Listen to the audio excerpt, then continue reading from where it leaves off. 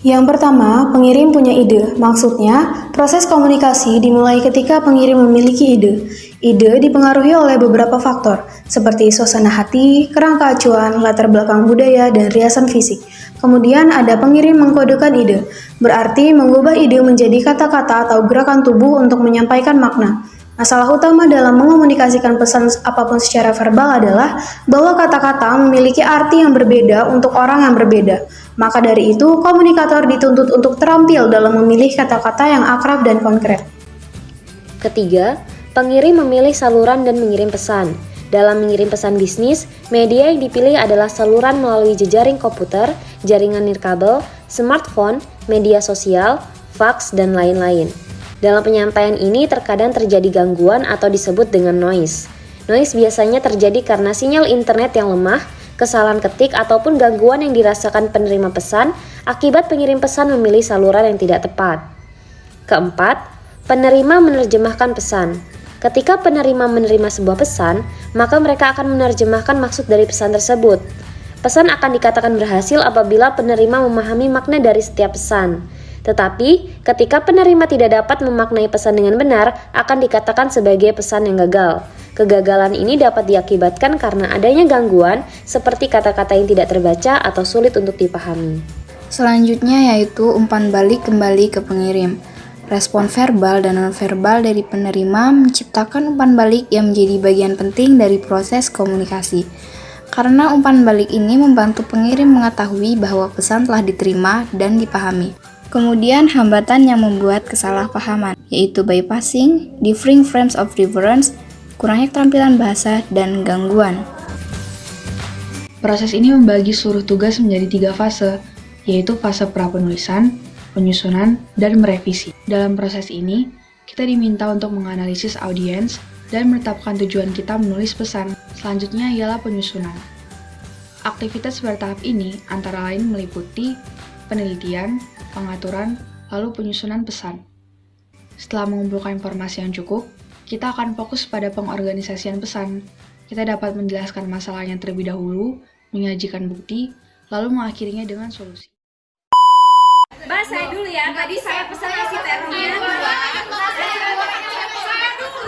2. Bagaimana ya ingin mengirimkan pesan kepada franchiser lain agar perubahan sistem antrian ini didengarkan oleh franchiser yang lain?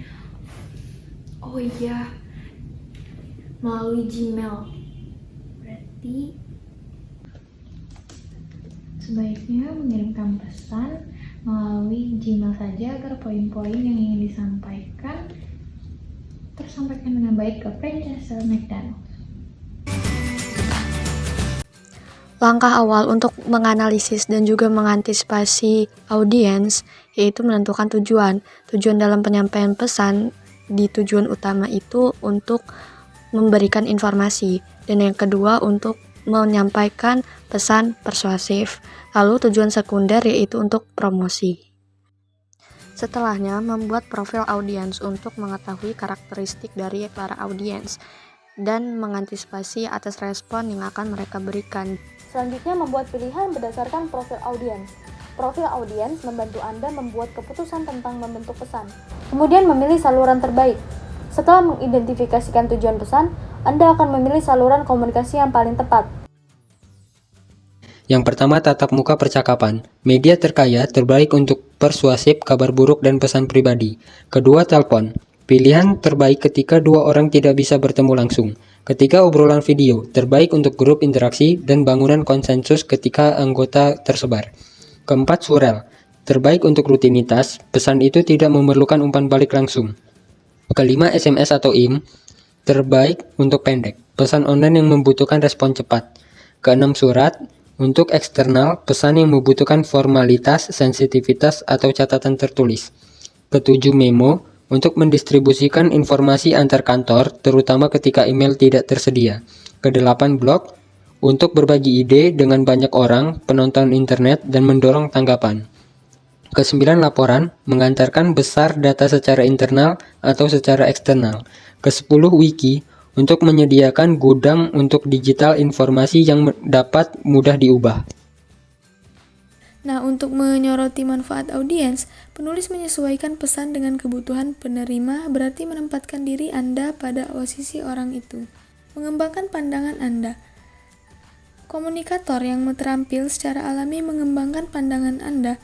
Mereka menekankan kata ganti orang kedua. Menjadi positif daripada negatif. Dengan mengekspresikan kesopanan, penulis mampu mempertahankan nada bicara yang sopan untuk membantu audiens paham apa yang penulis sampaikan. Selanjutnya, menggunakan bahasa bebas bias. Sebagaimana sebuah pesan dapat kita sampaikan kepada audiens dengan bahasa yang baik dan benar dengan disusun dalam kalimat yang efektif. Selanjutnya ada lebih suka bahasa biasa dan kata-kata yang akrab, lalu menggunakan kata-kata yang tepat dan kuat. Kapan penulisan tim diperlukan? Kolaborasi pada dokumen yang ditulis tim diperlukan untuk proyek yang besar, memiliki tenggat waktu yang pendek, dan membutuhkan keahlian atau konsensus banyak orang. Kemudian ada berbagi penulisan dokumen tim. Terdapat 3 fase, yaitu fase pertama pra-penulisan. Anggota tim bekerja sama untuk menentukan tujuan, audiens, konten, dan organisasi. Fase kedua menggambar. Anggota tim bekerja secara terpisah mengumpulkan informasi dan menyusun draft. Fase ketiga, yaitu adalah merevisi. Anggota tim bekerja sama untuk mensintesis dan mengedit, tetapi individu dapat melakukan penformatan akhir dan proofreading.